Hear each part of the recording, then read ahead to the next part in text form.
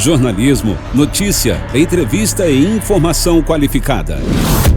Você está na Demais TV. O prefeito de Macaé, Welbert Rezende, inspirou memes nas redes sociais ao aparecer em vídeo ao lado do ator pornô Clóvis Basílio dos Santos, o Kid Bengala. A filmagem aconteceu em uma rua da cidade e, no vídeo, Kid Bengala se diz amigo de Welbert Rezende. Então, pessoal, tô aqui ao lado do prefeito Welbert, aqui de Macaé, gente boa, maravilhosa, ó, é a minha grande amizade, tá, tudo bem, ó, tamo junto, hein, galera, o prefeito aqui é gente boa, hein, é nóis, hein, sucesso pra todos. O ator, segundo informações, teria visitado Macaé para participar da inauguração de um empreendimento, um prostíbulo, também conhecido por Casa de Tolerância. Roberto Barbosa para o 95 Cidade. Durante protesto nesta sexta-feira, dia 16 de novembro, um grupo de manifestantes fechou um trecho da BR-356, que liga os municípios de Campos dos Goitacazes e São João da Barra. O grupo reivindicava a construção de moradias e gritava palavras de ordem contra o prefeito de Campos, Vladimir Garotinho.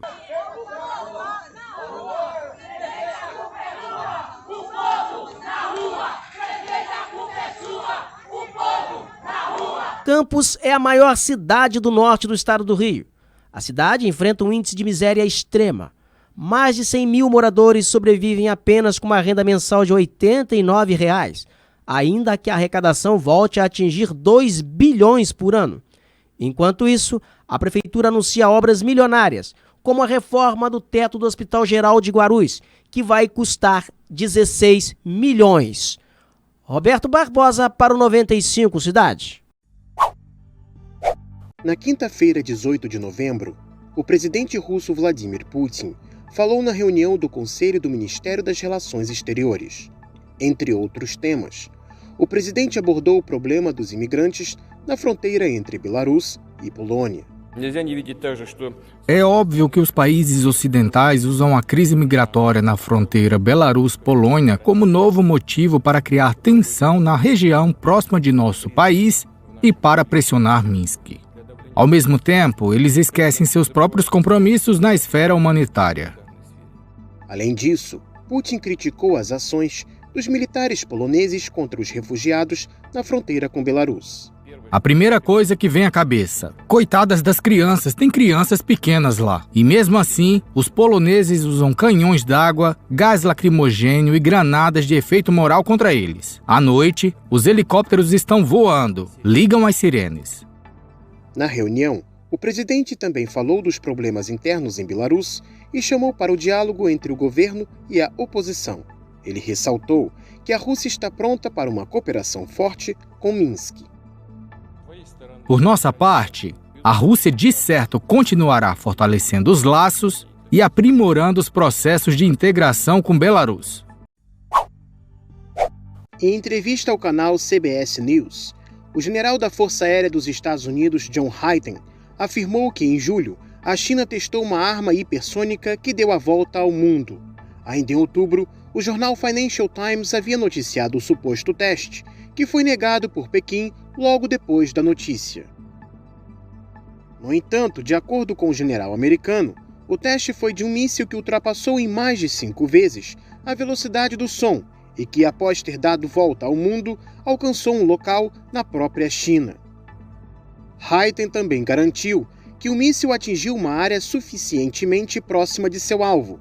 Diferentemente dos mísseis balísticos, que possuem trajetória previsível e podem ser rastreados por radares de longo alcance, as manobras hipersônicas são feitas a altitudes mais baixas, tornando mais difícil a detecção por radar.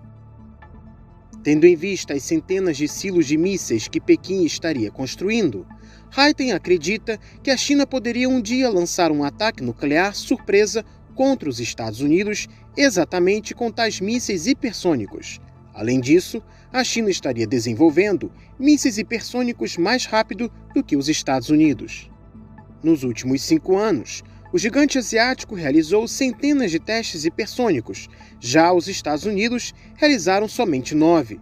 Os chineses já criaram uma arma hipersônica de alcance médio, enquanto os americanos ainda estão a poucos anos de completar a sua primeira arma deste tipo, nas palavras do general. O governo brasileiro declarou guerra ao desmatamento da Amazónia. Os anos da era Bolsonaro foram também anos de recordes consecutivos na destruição da floresta. Em 12 meses desapareceram mais de 13 mil quilómetros quadrados de vegetação.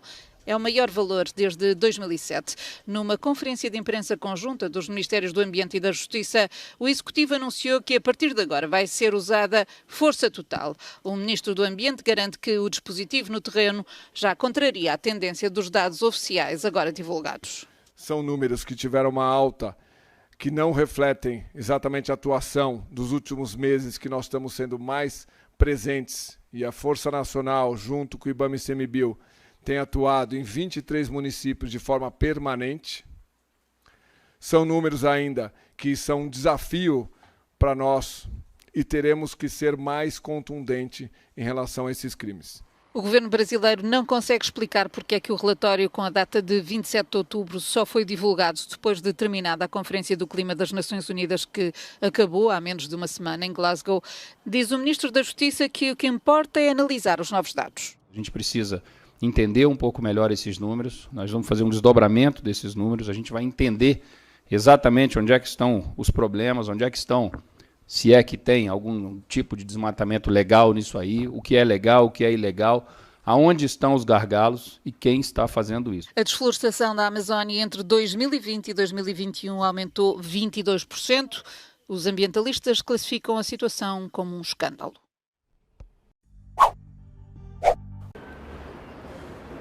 É a decisão que muitos temiam. A Áustria volta a decretar o confinamento a nível nacional para tentar travar a forte vaga de casos de Covid que se abateu sobre o país. Mas, a partir de fevereiro, as vacinas tornam-se obrigatórias, passos que se extremam anunciados pelo atual chanceler numa altura em que o país registra 15 mil novos casos por dia. Infelizmente, temos de avançar com medidas a curto prazo, para além das decisões para o médio prazo. O Governo Federal chegou a acordo com os governadores estaduais. Perante a gravidade da situação, não temos outra opção a não ser a de impor mais restrições para toda a gente. O confinamento entra em vigor a partir de segunda-feira. As autoridades sanitárias austríacas vão rever a situação a cada 10 dias para determinar o prolongamento ou não da medida quando a pandemia volta a levar toda uma população a ficar em casa.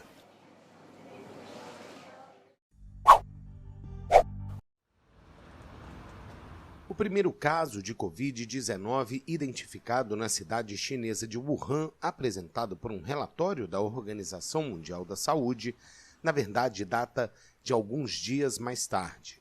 Foi o que afirmou um cientista de alto nível em um artigo publicado na revista Science. Para o virologista Michael Warraby, em vez de corresponder a um homem que nunca havia estado no mercado de animais de Wuhan, o primeiro caso é o de uma vendedora que trabalhava lá. Os dados, assim como a análise dos primeiros casos de Covid na cidade, claramente apontam para uma origem animal do vírus. Warraby pertencia a um grupo de 15 especialistas que consideravam a hipótese de um vazamento do vírus a partir de um laboratório em Wuhan. Para contornar a hipótese, Warraby analisou os casos notificados por 2 hospitais antes do alerta ser feito, mas ambos os casos também estão intimamente relacionados ao mercado. Mesmo os que não estão diretamente ligados ao comércio de animais, localizam-se no redor dele. Após análises, o pesquisador concluiu que o primeiro caso conhecido passa a ser o de uma mulher vendedora do mercado que ficou doente no dia 11 de dezembro e não de um homem que se acreditava estar doente desde o dia 8 daquele mês.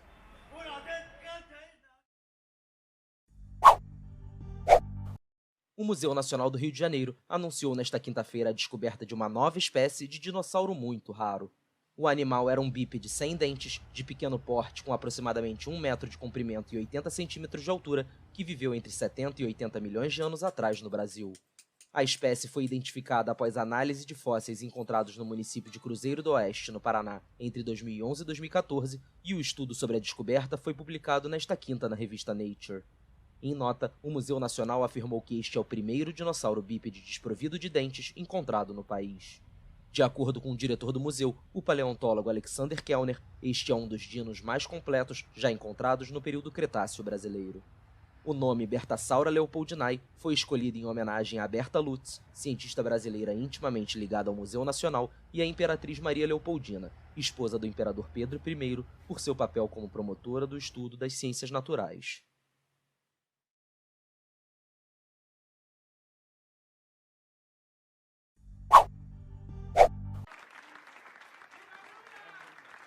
Después de pasar por Bruselas, Francia y Alemania, el expresidente de Brasil, Luiz Inácio Lula da Silva, llegó a Madrid. El exmandatario de izquierda alertó sobre el auge de la extrema derecha en el mundo y puso como ejemplo al candidato presidencial chileno José Antonio Kast, admirador de la dictadura de Augusto Pinochet. Estoy viendo a la derecha crecer. Vine ahora de Francia y ya no es solo Marine Le Pen, que es de extrema derecha. Hay más extrema derecha que ella. El exmandatario lamentó que la llegada de la ultraderecha en su país significó hambre y pobreza para su pueblo, pero se mostró convencido de que las elecciones presidenciales del próximo año cambiarán el rumbo.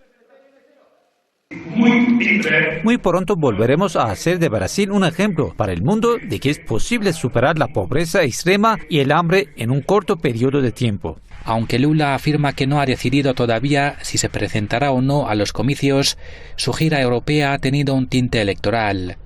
Reuniéndose con los líderes europeos, el exmandatario asegura que el Brasil de él dará una imagen muy distinta que el del Bolsonaro, sobre todo en cuanto a la protección del medio ambiente se tratase.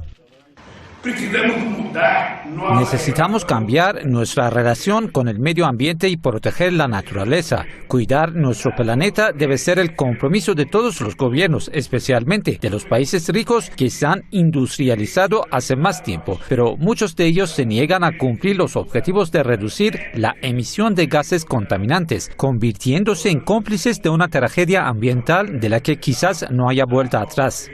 Varias figuras de la izquierda europea, como el expresidente del gobierno español, José Luis Rodríguez Zapatero, confían que la posible candidatura de Lula beneficiará a Brasil y al mundo. Este resurgir del presidente Lula, que va a ser el resurgir del Brasil que yo conocí en mi etapa de presidente, era la referencia en el mundo, Brasil. La referencia en el mundo. El presidente más querido, más respetado, el presidente Lula. Eso fue mi etapa, en la primera década del año 2000. Eso es lo que yo viví, porque ha sido el líder político que más ha luchado en favor de los pobres en los últimos 50 años en el mundo. Favorito de momento en los sondeos, Lula ha dicho que definirá a inicios del próximo año si lanza su candidatura a las presidenciales de octubre de 2022, que le enfrentarían a Bolsonaro en un clima de fuerte polarización en el gigante sudamericano. Pajit Jodadati, Hispan TV Noticias.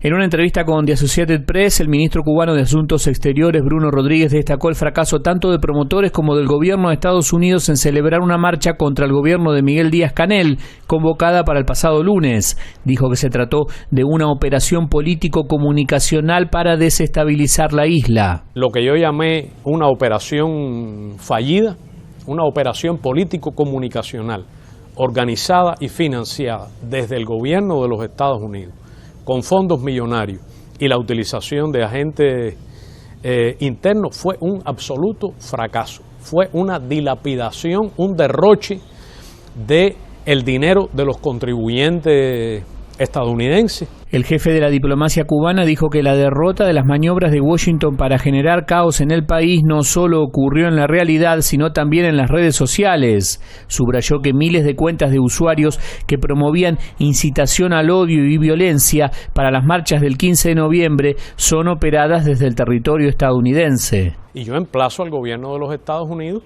a que no permita la impunidad en la instigación a la violencia o incluso en la incitación al terrorismo. En este sentido, denunció que la administración del presidente estadounidense Joe Biden aún sigue la misma senda de su antecesor Donald Trump hacia la isla. Alertó que las sanciones de Washington han tenido un impacto devastador contra la población cubana, sobre todo en medio de la pandemia del coronavirus. Biden, lamentablemente, no tiene una política hacia Cuba. Lo que está es aplicando, ejerciendo la política de Trump, incluyendo sus medidas atroces. Desde hace años La Habana viene denunciando las injerencias y las sanciones de Estados Unidos en su contra. El gobierno de Díaz-Canel asegura que las medidas coercitivas de Washington buscan mostrar a Cuba como un estado fallido y provocar un estallido social. Marcos Salgado con información de Sharzad Abdollahi, Hispan TV Noticias.